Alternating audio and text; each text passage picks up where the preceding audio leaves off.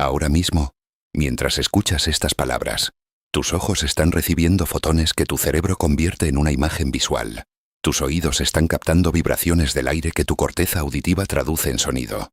Tu piel registra la presión de la silla donde estás sentado, la temperatura del ambiente, la textura de lo que tocas. Tu cerebro toma todas estas señales, las procesa, las combina, las filtra, las interpreta y construye en tiempo real lo que tú llamas la realidad. No la detecta, no la copia, la construye. Cada color que ves es una invención de tu corteza visual, una traducción de longitudes de onda electromagnéticas en experiencia subjetiva. Cada sonido que escuchas es una fabricación de tu corteza auditiva, una conversión de ondas de presión en algo que se siente como música, como palabras, como ruido. Cada textura y cada sabor, cada olor, cada sensación, es una simulación interna generada por un órgano de 1,5 kilos encerrado en la oscuridad absoluta de tu cráneo, que jamás han tenido contacto directo con el mundo exterior y que sin embargo te convence, cada segundo de cada día de tu vida, de que estás experimentando la realidad tal cual es. Ya vives en una simulación, tu cerebro la ejecuta, y nunca lo has cuestionado.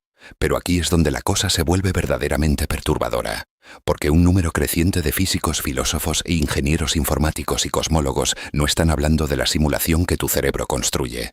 Están hablando de otra, una más grande, mucho más grande. Están proponiendo con argumentos que van desde la lógica formal hasta la física de partículas, y desde la teoría de la información hasta la cosmología observacional, que la realidad completa, el universo entero, las galaxias, las estrellas, los planetas, las leyes de la física, tu cerebro incluido, podría ser una simulación ejecutada en un substrato computacional que no podemos percibir. Que tú, yo, todo lo que existe, podría ser información procesada por una inteligencia que nos trasciende de la misma forma en que un programador trasciende a los personajes del videojuego que ha creado. Y aquí es donde la cosa se vuelve genuinamente escalofriante, porque algunos de ellos dicen que hay formas de comprobarlo, que la simulación, si existe, debería dejar huellas, firmas, glitches, marcas en la estructura de la realidad que podrían ser detectadas con los instrumentos y las teorías adecuadas, y que algunos de esos instrumentos ya existen, y que algunos de esas marcas ya han sido encontradas. Otros investigadores llaman a esto una completa pérdida de tiempo. Dicen que la hipótesis de la simulación no es ciencia sino metafísica disfrazada, que es infalsificable, que es el equivalente moderno de preguntar cuántos ángeles caben en la cabeza de un alfiler, que los físicos que la toman en serio están desprestigiando la profesión. Entonces, ¿quién tiene razón? ¿Los que dicen que la realidad podría ser un programa ejecutándose en un computador cósmico? ¿O los que dicen que la sola pregunta es una señal de que hemos perdido el norte intelectual? Estoy a punto de llevarte en un viaje desde el argumento filosófico original que desencadenó este debate hasta los laboratorios donde se buscan las huellas de la simulación en la estructura de la materia, y pasando por las propiedades de la física que se comportan exactamente como lo haría un programa informático, las limitaciones computacionales que la simulación tendría que respetar, y los experimentos concretos que ya se han propuesto para poner la hipótesis a prueba. Lo que encontremos al final no va a darte una respuesta definitiva. Van a cambiar la pregunta de una forma que probablemente no vas a poder sacar de tu cabeza durante mucho tiempo. Si este tipo de preguntas te fascina tanto como a mí, quédate hasta el final, porque lo que descubriremos en la última parte del viaje transforma todo lo que las partes anteriores significan. Prepárate. Comenzamos. La historia comienza en 2003, en un despacho del Departamento de Filosofía de la Universidad de Oxford, y donde un hombre joven con una mente que combinaba la precisión de un lógico formal con la audacia de un especulador cósmico, estaba a punto de publicar un artículo de 14 páginas que haría temblar los cimientos de la filosofía, la física y la ciencia de la computación simultáneamente. Su nombre era Nick Bostrom, y era por formación y por temperamento exactamente el tipo de pensador que la academia produce muy pocas veces. Un filósofo que hablaba el lenguaje de los matemáticos, un futurista que razonaba con el rigor de un lógico, un hombre que tomaba las ideas más extremas con la misma seriedad que la mayoría de la gente reserva para la declaración de la renta. Bostrom, nacido en Suecia, formado en física, neurociencia computacional y filosofía, y era ya conocido en círculos académicos por su trabajo sobre riesgos existenciales y el futuro de la inteligencia artificial. Pero nada de lo que había publicado antes lo había preparado para la reacción que desencadenaría su artículo de 2003, titulado con una aparente simplicidad que ocultaba una bomba intelectual. Vives en una simulación informática. El argumento de Bostrom no era una especulación vaga ni una fantasía de ciencia ficción. Era un trilema lógico, una estructura de razonamiento formal que presentaba tres proposiciones mutuamente excluyentes de las cuales al menos una tenía que ser verdadera. Piénsalo un momento, porque la fuerza del argumento reside en su estructura lógica impecable. Miro proposición 1. Casi todas las civilizaciones en el nivel de desarrollo actual se extinguen antes de alcanzar la capacidad de simular universos completos. Proposición 2. Casi todas las civilizaciones que alcanzan esa capacidad eligen no hacerlo, por las razones que sean. Falta de interés, restricciones éticas, prohibiciones legales, indiferencia. Proposición 3. Casi con certeza estamos viviendo en una simulación. La lógica es la siguiente, y necesito que la sigas con cuidado porque es extraordinariamente simple pero sus implicaciones son devastadoras.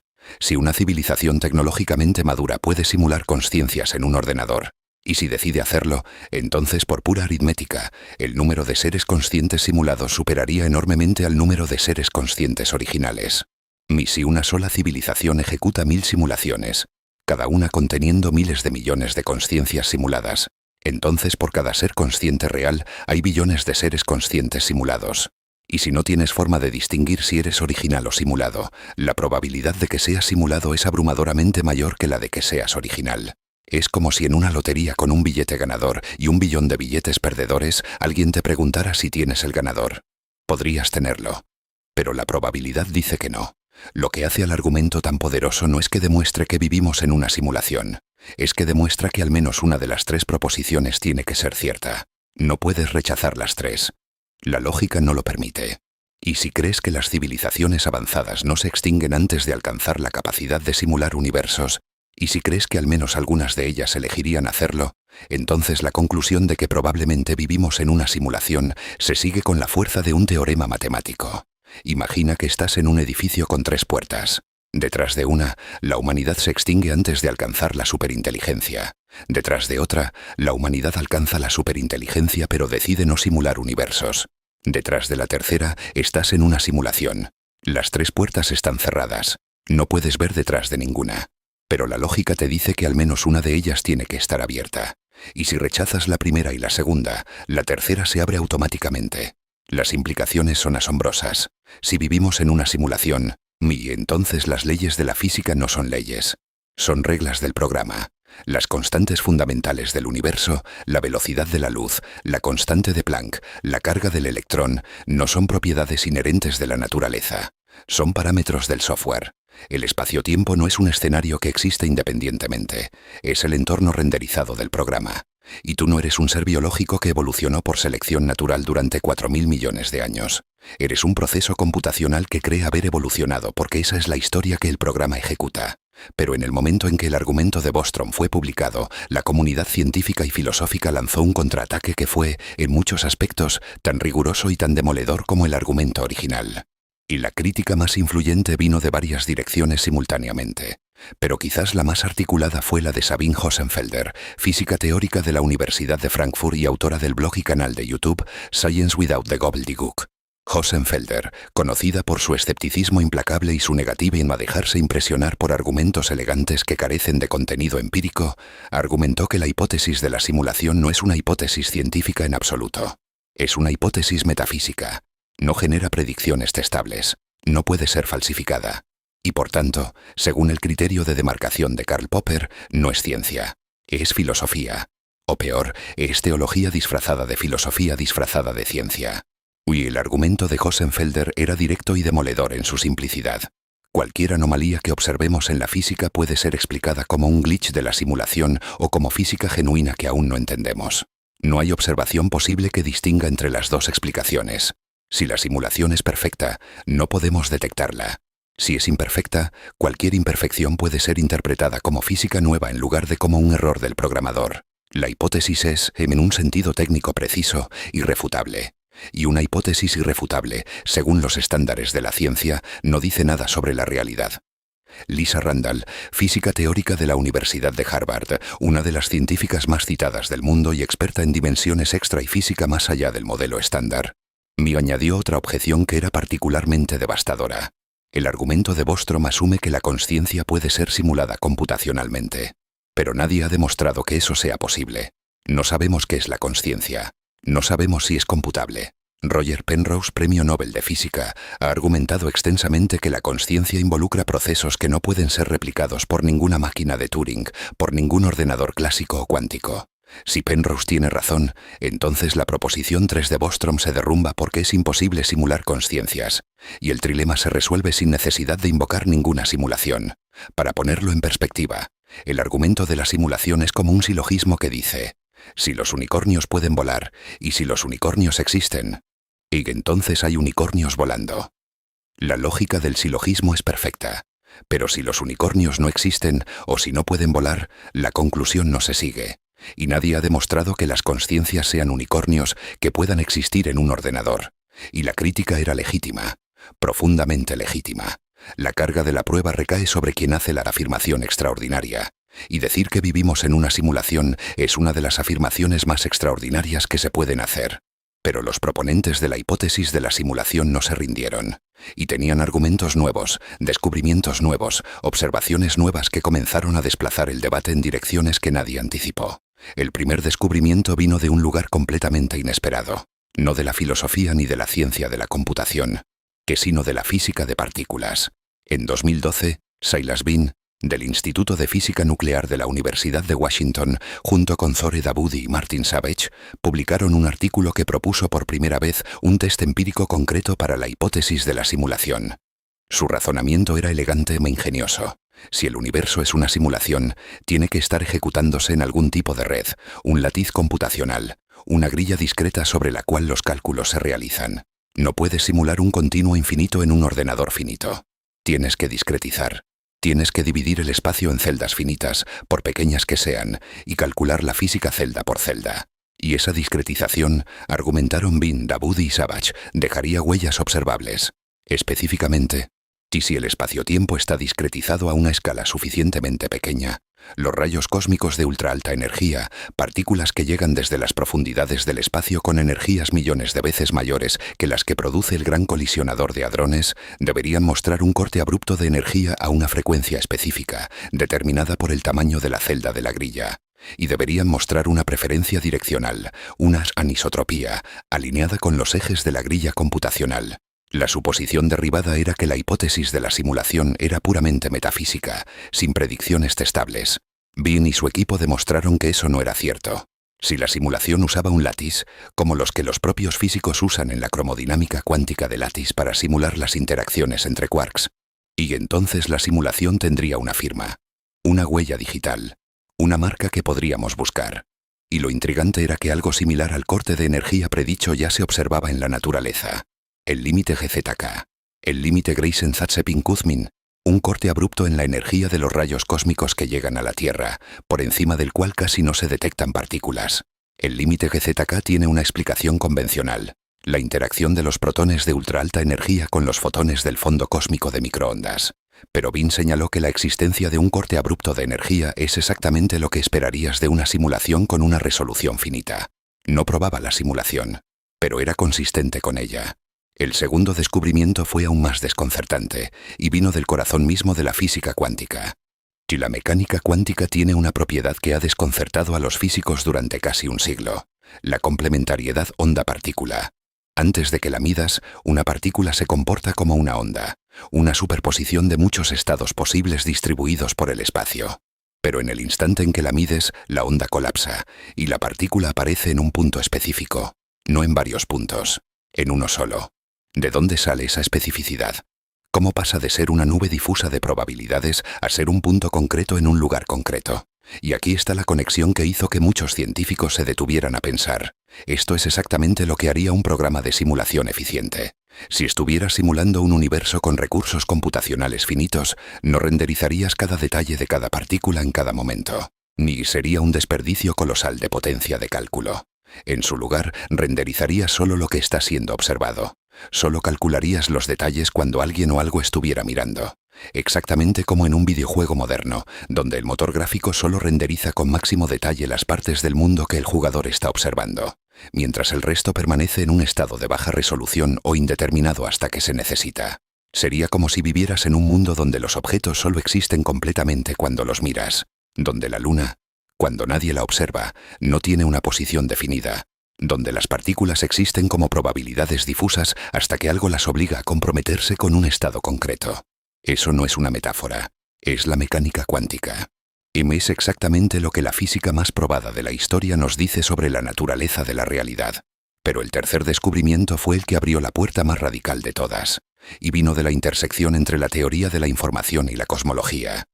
En 2019, Melvin Bobson, físico de la Universidad de Portsmouth, publicó un artículo que proponía algo extraordinario: que la información tiene masa, no metafóricamente, físicamente. Bobson derivó, usando principios de termodinámica y teoría de la información de Shannon, una predicción cuantitativa. Cada bit de información almacenado en un sistema físico debería tener una masa minúscula pero medible, del orden de 10 a la menos 38 kilogramos por bit.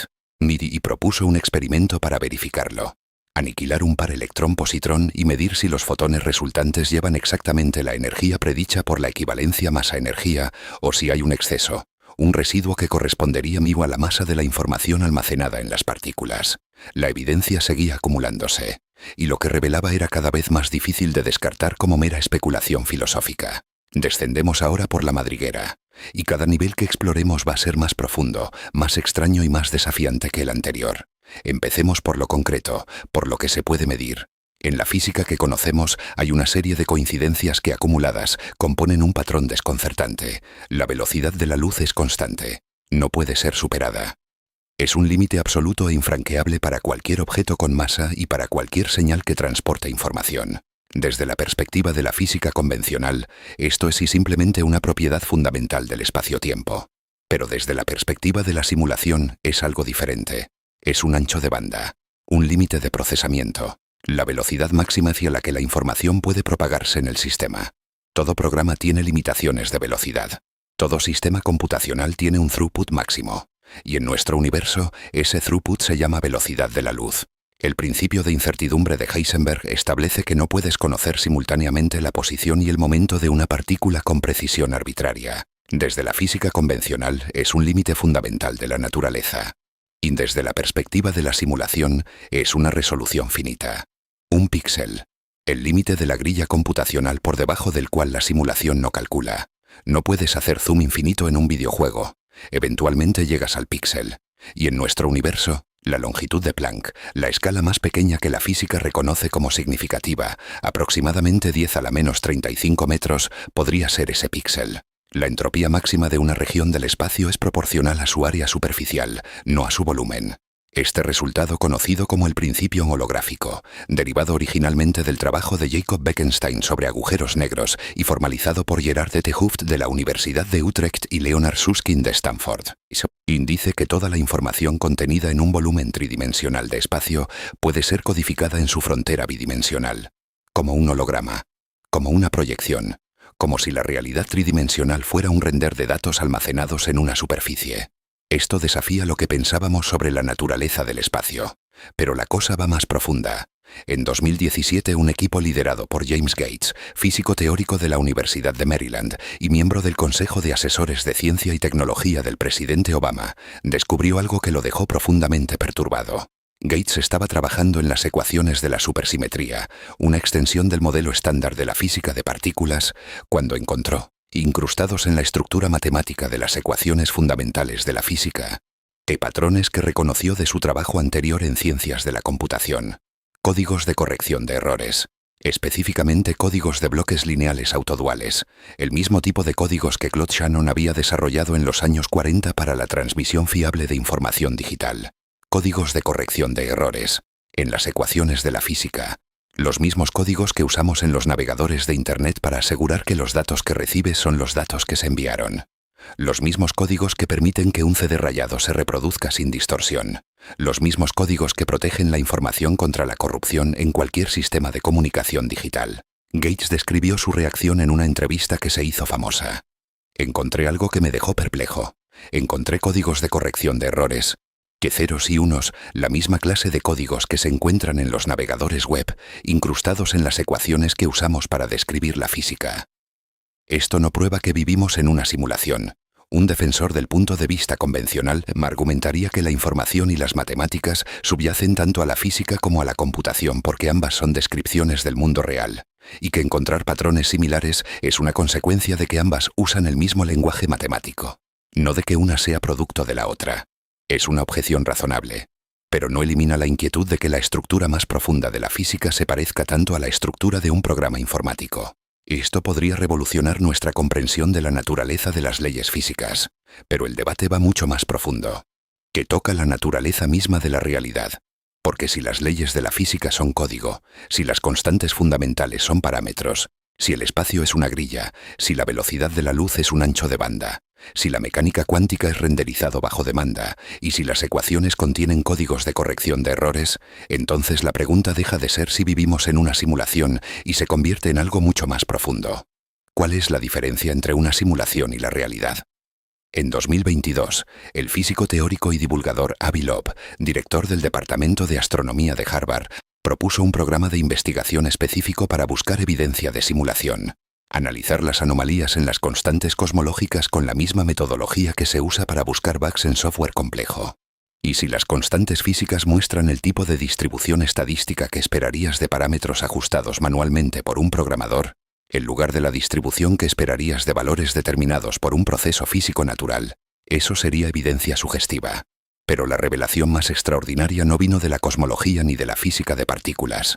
Vino de un campo completamente inesperado: la teoría de la complejidad computacional.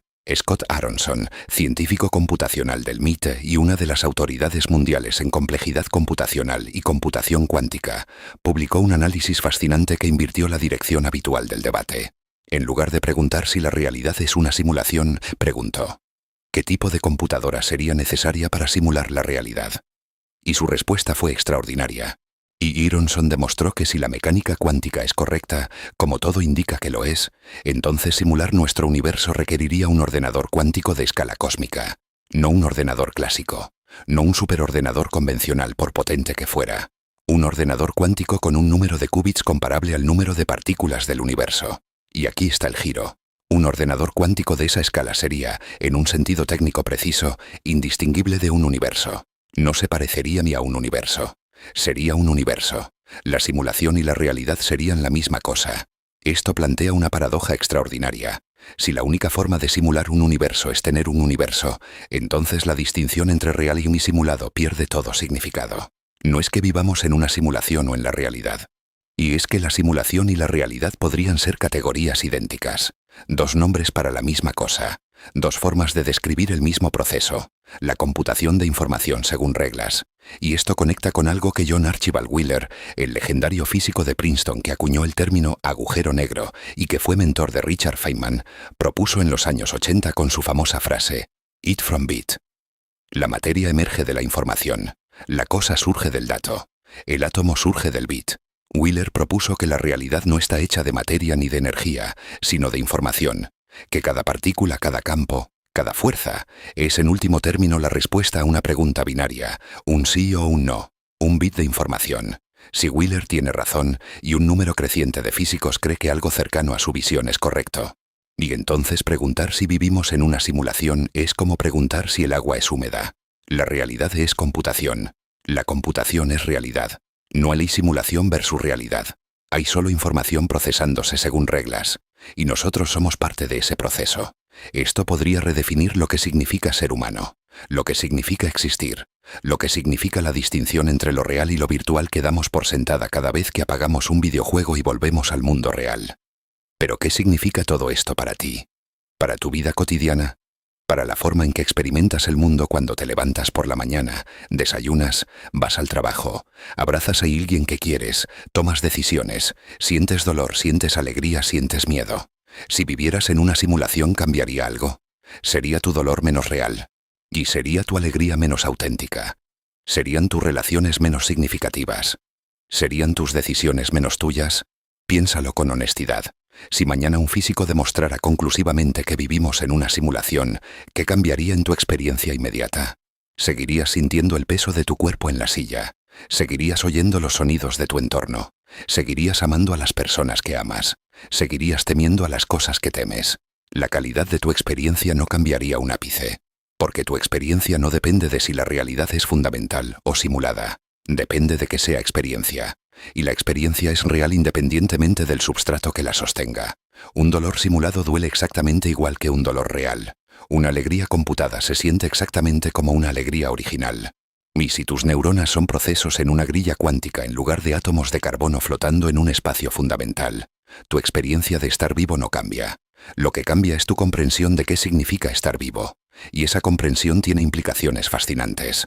Si la realidad es información, si las leyes de la física son código, si la consciencia es un proceso computacional, entonces la pregunta del libre albedrío adquiere una dimensión nueva. ¿Eres libre si tus decisiones son el resultado de algoritmos, por complejos que sean?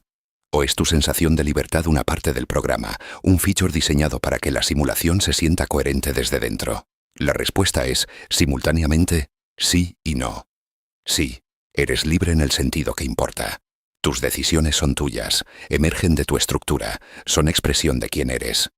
Pero no. Y no eres libre en el sentido de estar fuera de las reglas. No puedes violar las leyes de la física, no puedes saltar del sistema, no puedes acceder al código fuente. Pero aquí está la contradicción reveladora. La misma inteligencia que te permite contemplar la posibilidad de ser una simulación es ella misma un producto de las reglas de la simulación. La herramienta que usas para cuestionar el sistema es parte del sistema. El ojo que intenta ver la pantalla es un píxel de la pantalla. No puedes salir para mirar desde fuera, no puedes elevarte por encima del código. Porque tú eres código. Y el acto de darte cuenta de que eres código es también código ejecutándose. Observador estudiando la simulación, simulación produciendo al observador. Mente hecha de información preguntándose si la información es todo lo que hay. Y hay una recursividad aquí que podría ser irresoluble. O podría ser la característica más profunda y más reveladora de la realidad en la que vivimos. ¿Qué somos entonces? ¿Programas conscientes en una computadora cósmica? ¿Patrones de información que han alcanzado la complejidad necesaria para preguntarse por su propia naturaleza? ¿O seres reales en un universo real? Y la hipótesis de la simulación es simplemente la última iteración de la antigua obsesión humana por preguntarse si la vida es un sueño. Hay dos visiones del mundo que emergen de este debate. La primera dice que la realidad es física, material, fundamental, y que la hipótesis de la simulación es un juego intelectual sin consecuencias. Que el universo existe independientemente de cualquier computación. Que la materia es real, el espacio es real, el tiempo es real, y punto. Que la mecánica cuántica es rara pero no es evidencia de renderizado. Que los códigos de corrección de errores en la supersimetría son coincidencias matemáticas, no firmas de un programador. Que Wheeler estaba equivocado y que it no viene de bit. Que bit viene de it. La segunda dice que la información es más fundamental que la materia. Que las leyes de la física son algoritmos. Que el espacio-tiempo es una estructura de datos. Que la mecánica cuántica es optimización de renderizado. Que el principio holográfico es evidencia de que la realidad tridimensional es una proyección de datos bidimensionales. Que vivimos no en una simulación en el sentido de Matrix, sino en algo más profundo. En un universo cuya naturaleza más básica es informacional, computacional, algorítmica. No simulado por alguien. Y simplemente computacional en su esencia. Sea que la primera o la segunda resulte más cercanas a la verdad, lo que la búsqueda revela es innegable. La realidad es vastamente más extraña, más profunda y más misteriosa de lo que la experiencia cotidiana sugiere.